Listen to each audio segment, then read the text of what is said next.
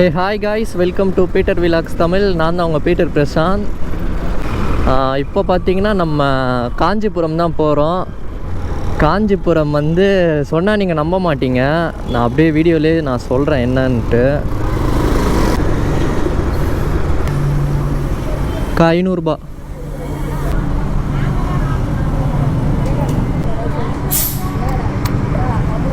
ஆ 4.87 litre வந்திருக்கு. 4.87 litre. சரி, first இப்போ நம்ம காஞ்சிபுரம் வந்து எதுக்காக போகிறோன்னு நான் சொல்கிறேன். வீடியோ பார்க்குறவங்க நீங்கள் வந்து யாருமே நம்பவே மாட்டீங்க. ப்ரோ இதுக்காகவா ப்ரோ போகிறீங்க அப்படின்னு சொல்லுவீங்க. என்ன ரீசன் பார்த்தீங்கன்னா, நம்ம யூடியூப் சேனல் சப்ஸ்கிரைபர் இருக்காங்க பார்த்தீங்களா, அவங்க வண்டிக்கு வந்து பார்த்தீங்கன்னா கண்ட்ரோல் ஸ்விட்ச் வந்து பண்ணணும்னு சொல்லியிருந்தாங்க. சப்ஸ்கிரைபர் எங்கே இருக்காருன்னு பார்த்தீங்கன்னா காஞ்சிபுரம் தான். அவர் பார்த்தீங்கன்னா பல்சர் 125 BS6 அந்த வண்டி வந்து வச்சுருக்காங்க.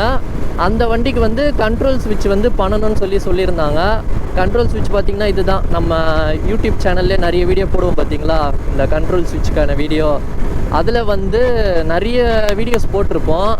அவங்க வண்டிக்கு வந்து பல்சர் 125 BS6 அந்த வண்டிக்கு வந்து கண்ட்ரோல் ஸ்விட்ச் வந்து பண்ணணும்னு சொல்லி ஒரு 3 வீக்ஸ் முன்னாடி வந்து சொல்லியிருந்தாங்க.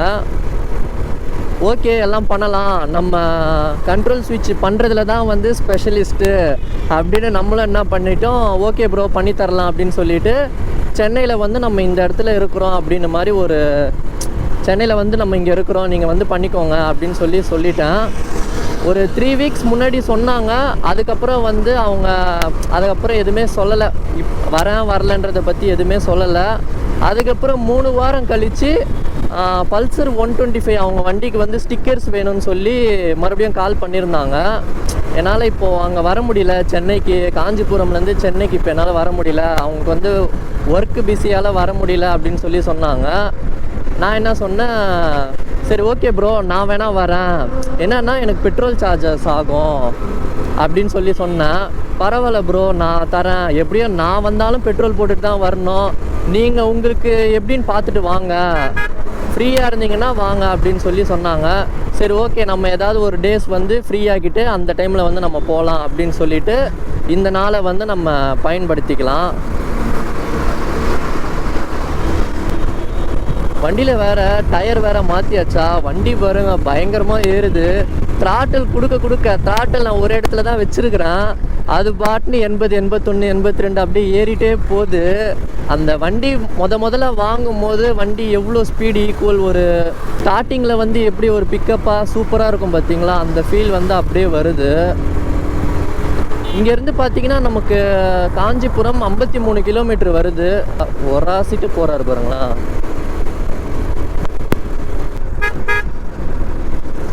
காய்ஸ், பூந்தமல்லி வரப்போகுது. இந்த பிளாக் கலர் காரு பயங்கரமாக ஓவர்டேக் பண்ணி போயிட்டே இருக்கிறாங்க பாருங்க முன்னாடி. காய்ஸ், வண்டியில் பிக்கப் பாருங்கன்னா வேறு லெவலில் இருக்குது. டயர் மாற்றினதுலேருந்து பார்த்தீங்கன்னா வண்டியோட பிக்கப்பு பயங்கரமாக இன்க்ரீஸ் ஆகிடுச்சு.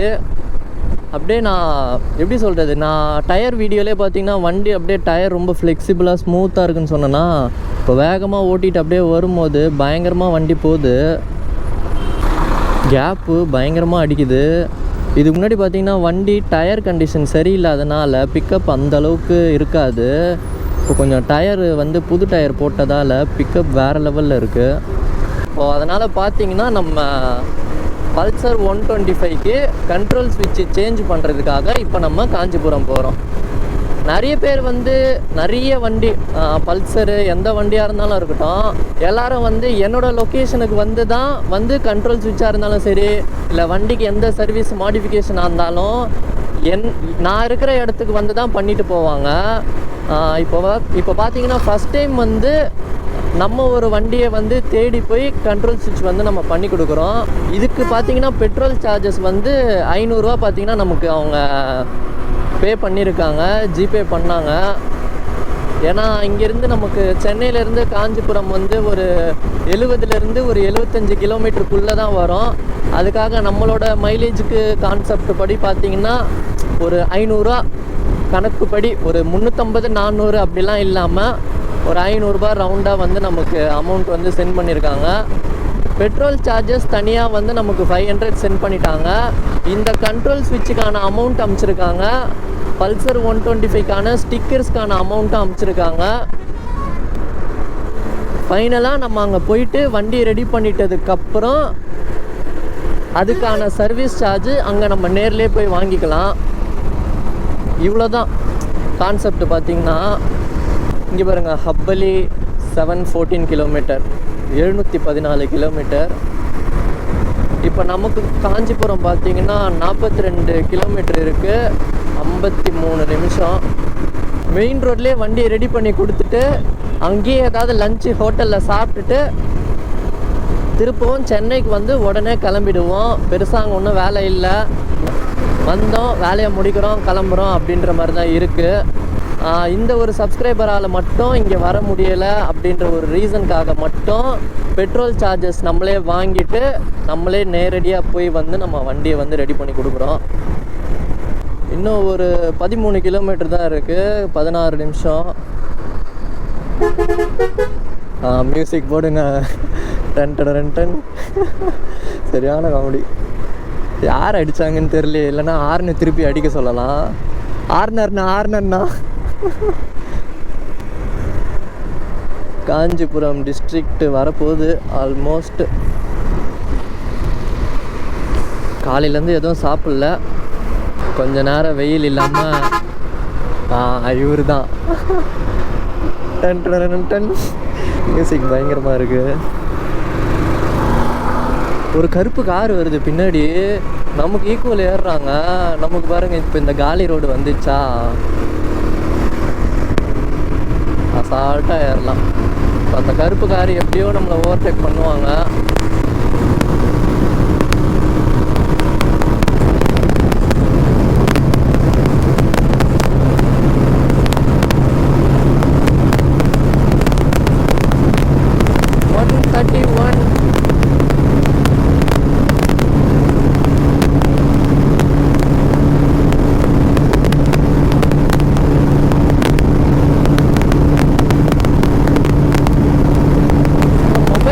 பயங்கரமாக ஆடுது. 140 தொட்டுருச்சு. எப்பா 140 தொட்டுருச்சு. இதுக்கே பாதி பெட்ரோல் போயிட்டுருக்குமே. இங்கே பாருங்க காய்ஸ், எனக்கு ரொம்ப நாளாக ஒரு டவுட்டு. இது எல்லோரும் வந்து இந்த ஃப்ளைட்டோட பார்ட்ஸுன்னு சொல்கிறாங்க. ஆனால் இன்ன வரைக்குமே இது என்னன்னே எனக்கு தெரியல. யாராவது தெரிஞ்சால் சொல்லுங்கள். எனக்கு என்னன்னா, ஒரு விஷயம் நான் எதை நினைக்கிறேனோ அது எனக்கு அப்படியே நடக்குது. நான் கதை விட்றேனா இல்லை அழகிய தமிழ் மகன் படமான்னு நீங்கள் நினைப்பீங்க. ப்ராமிஸாக சொல்கிறேன். அதாவது உடனே நடக்கலை, ஒரு சுச்சுவேஷனுக்கு அப்புறம் நடக்கிற மாதிரி நடக்குதுன்றேன். ஒரு சுச்சுவேஷனுக்கு ஏற்ற மாதிரி ஒரு விஷயம் நான் நினைக்கிறேன்னா அது வந்து அப்படியே நடக்குது. ஏன் சொல்கிறேன்னு பார்த்தீங்கன்னா, நான் லாஸ்ட்டாக இந்த ரூட்டில் தான் நான் வந்து சித்தூர் வந்து போயிருந்தேன். அப்போ வந்து என்ன ஆச்சுன்னா, இந்த மாதிரி ஒரு டேக் டேவிஷன் ரோட்லாம் வருது பார்த்தீங்களா, அந்த ரோட்டில் வந்து ஓரமாக ஏதாவது ஒரு இடத்துல வந்து நான் வண்டி ரெடி பண்ணி கொடுத்தா எப்படி இருக்கும் அப்படின்ற மாதிரி ஒரு இமேஜினேஷன். போன வாட்டி நான் இந்த ஊருக்கு போகும்போது நான் வந்து ஒரு இமேஜினேஷன் மாதிரி பண்ணேன். அது இப்போ நடக்குது. அது உங்களுக்கு கிட்டே போயிட்டு நான் உங்களுக்கு காட்டுறேன். லொக்கேஷன் கிட்டே வந்துட்டோம். இந்த மாதிரி சர்வீஸ் ரோட்டில் இந்த மாதிரி ஓரமாக இருக்கிற ஒரு இடத்துக்கிட்ட தான் பார்த்திங்கன்னா வண்டி ரெடி பண்ணணும் அப்படின்ற மாதிரி ஒரு சின்ன இமேஜினேஷன் அப்படின்னு நான் யோசித்தேன். போன வாட்டி வரும்போது ஊருக்கு இந்த மாதிரி சர்வீஸ் ரோடு ஓரமாக ஏதாவது ஒரு வண்டி ரெடி பண்ணால் எப்படி இருக்கும், என்ன நம்ம கற்பனை இந்த அளவுக்கு போயிடுச்சு அப்படின்ற மாதிரி போன டைமே நான் அதை யோசித்தேன்.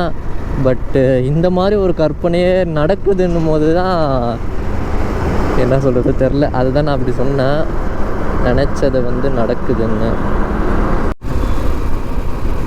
காய்ஸ், இங்கே கிட்ட வந்துட்டோம். இந்த சர்வீஸ் ரோட்டில் லெஃப்ட் சைடு தான் நிற்கிறேன்னு சொல்லி சொன்னாங்க. அவங்க இப்போ கேட்க போகிறாங்க பாருங்களேன், ப்ரோ என்ன ப்ரோ கேமராலாம் எடுத்துகிட்டு வந்திருக்கீங்க அப்படின்னு கேட்பாங்கன்னு நினைக்கிறேன். பார்ப்போமே. கேட்டால் சொல்ல வேண்டியதான் ப்ரோ. யார் யாரோ எதுக்கோ இல்லாத கண்டென்ட்லாம் வச்சு வீடியோ பண்ணுறாங்க. என் சப்ஸ்கிரைபருக்கு நான் வண்டி ரெடி பண்ணி தர போகிறேன் அப்படின்றத வச்சே நான் ஒரு கண்டென்ட் போடுறேன் ப்ரோ அப்படின்னு சொல்லலாம். எங்கே காஞ்சிபுரம் போகிறதுக்கான ஒரு வழி வந்துட்டோம். எங்கே இருக்காரு?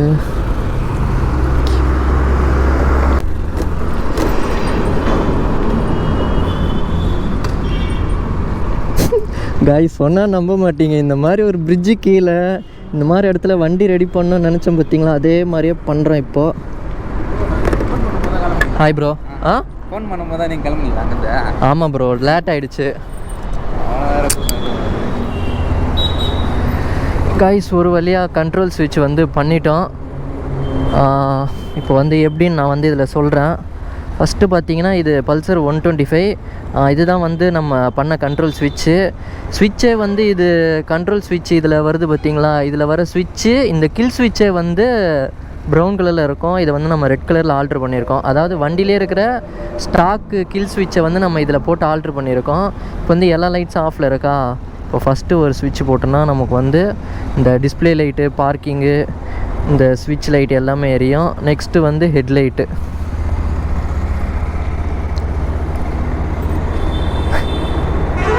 ஹெட்லைட் எரியுது பார்த்தீங்களா. இப்போ இதில் வந்து இந்த ஒரு ஸ்விட்சை வச்சு நம்ம ஹெட்லைட்டு, பார்க்கிங் லைட்டுன்னு நம்ம எல்லா ஃபுல் கண்ட்ரோலிங்கும் வந்து இந்த ஒரு ஸ்விட்சில் நம்ம பண்ணிக்கலாம். இதில் பார்த்தீங்கனாலே தெரியும் கண்ட்ரோல் ஸ்விட்சு. இந்த இது தான் வந்து நம்ம ஃபுல்லாக பண்ணியிருக்கோம். கிட்டத்தட்ட இது பண்ணுறதுக்கே ஒரு 1.5 மணி நேரம் ஆகிடுச்சு. ஆஃப் பண்ணிவிடுவா, வண்டி ஆஃப் பண்ணிடலாமா? பழைய ஸ்விட்ச் இதில் இருக்கா? இது பழைய ஸ்விட்சு. இதில் வந்து கண்ட்ரோல் ஸ்விட்ச் வராது. இது நம்ம மாட்டியிருக்கிற ஸ்விட்சு. ஆக்சுவலாக இந்த கில் ஸ்விட்ச் ரெட் கலர் வந்து இதில் இருக்கும், இது இதில் இருக்கும். இதில் வர இந்த ப்ரௌன் கலர் ஸ்விட்ச் வந்து லுக் இல்லாதனால இதில் இருக்கிறத தூக்கி இதில் போட்டோம். ஆனால் இதை மாட்டுறது கொஞ்சம் கஷ்டம். இப்போ வந்து ஃபுல் ஒயரிங்கும் வந்து பண்ணிட்டோம். ஓகேவா ப்ரோ?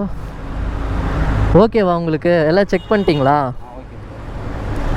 சென்னையிலேருந்து காஞ்சிபுரம் வரைக்கும் வர வச்சு இந்த ஸ்விட்சு பண்ணிட்டீங்க. ஓகேவா?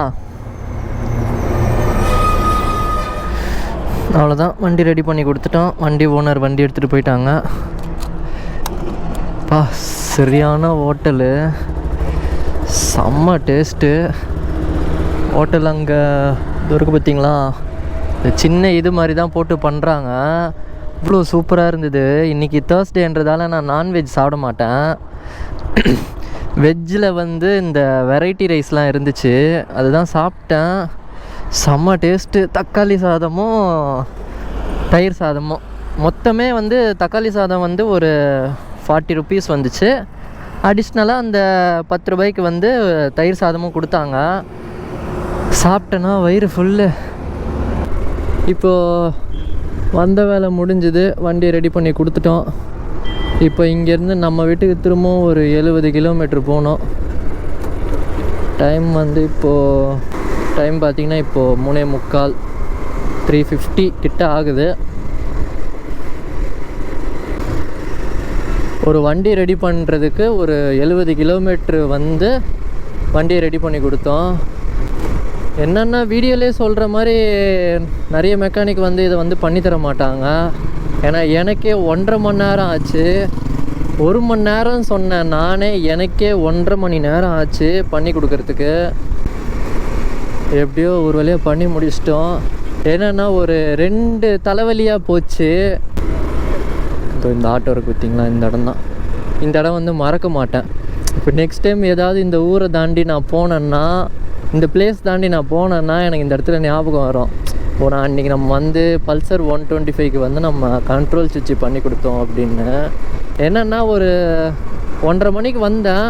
கண்ட்ரோல் ஸ்விட்ச் வந்து ஃபுல்லாக ஆரம்பிச்சிட்டேன் வேலை. என்னென்னா இது கொஞ்சம் வேலை ஒரு 100% வேலைக்கு ஒரு 130% வேலை எக்ஸ்ட்ரா வச்சிச்சு. என்னென்னா அந்த ஸ்விட்சில் சொன்னேன் பார்த்தீங்களா, அந்த கில் ஸ்விட்சோட கலர் வந்து டிஃப்ரெண்ட்டாக இருக்கும்னு, அதை மாற்றணும். இன்னொன்று இந்த மாஸ்டர் சிலிண்ட்ரு வந்து நம்மளதில் வேறு மாதிரி இருக்குது, அதில் வந்து வேறு மாதிரி இருக்கும். என்னமோ பெருசாக இருக்குது. அது வேறு அந்த பல்சர் 150யோட டூம் வேறு அதில் சரியாக வேறு உட்காராதா, அதை ஃபிட் பண்ணுறதுக்குள்ளே போதும்னு ஆயிடுச்சு. என்னென்னா அந்த வண்டியில் வந்து மால் ஃபங்க்ஷன் லைட் வந்து எரிஞ்சிட்டே இருக்குது. வண்டியில் வந்து ஃபுல் ஒயரிங் பண்ணி முடிச்சுட்டு செல்ஃப் ஸ்டார்ட் பண்ணுறேன், வண்டி ஸ்டார்ட்டே ஆகலை. இந்த பெட்ரோல் இல்லாத மாதிரி எப்படி அடைக்கும் பார்த்தீங்களா, அந்த மாதிரி தான் அடைக்குது. BS6 ஆனால் கார்பரேட்டர் மாடலு. அந்த மால் ஃபங்க்ஷன் லைட் அந்த ப்ராப்ளம் வந்து இருக்குது. அதுக்கப்புறம் ஃபுல் ஒயரிங் பண்ணி முடிச்சுட்டு அவங்களே வர வச்சு அந்த வண்டியில் கிக்கர் இருந்தது. பல்சர் 125ல கிக்கர் இருந்தனால கிக்கர் அடித்து செக் பண்ணோம்.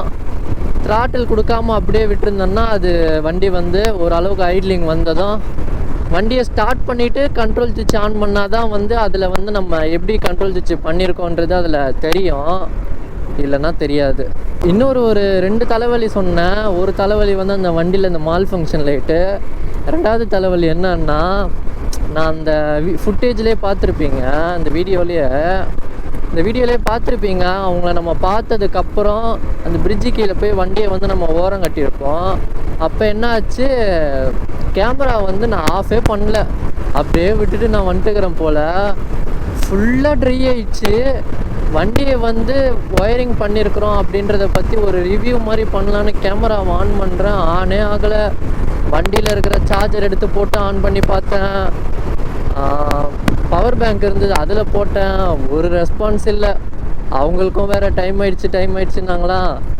சரி, இதை வந்து ஃபுட்டேஜ் எடுத்தால் தான் நல்லாயிருக்கும் அப்படின்ட்டு என்ன பண்ணேன், ரொம்ப கஷ்டப்பட்டு கேமரா கோப்ரோ ஆன் பண்ணி அதுக்கப்புறமா தான் அந்த வீடியோவே எடுத்தேன். அதை தான் நீங்கள் இந்த வீடியோவில் அதை நடுவில் பார்த்துருப்பீங்க. நான் என்ன நினைக்கிறேன்னா, அது ஒரு சிலது அப்படியே நடக்குது. ஒரு சில பேர் என் லைஃப்பில் வரவே கூடாதுன்னு நான் நினைப்பேன். அவங்க இன்ன வரைக்கும் என் லைஃப்பில் வராமல் இருக்கிறது எனக்கு எவ்வளோ ஹாப்பினஸ்ஸாக இருக்குது தெரியுங்களா. இங்கேருந்து இப்போ நமக்கு இன்னும் ஒரு 70 கிலோமீட்டர் இருக்குது. திருமழிசை வரப்போகுது. இன்னும் கொஞ்சம் தூரம் தான் நம்ம வீட்டுக்கு. இதோடவே வந்து நம்ம வீடியோ வந்து எண்ட் பண்ணிக்கலாம். மறக்காமல் நம்மளோட யூடியூப் சேனலை சப்ஸ்கிரைப் பண்ணிக்கோங்க. டாட்டா, பாய் பாய்.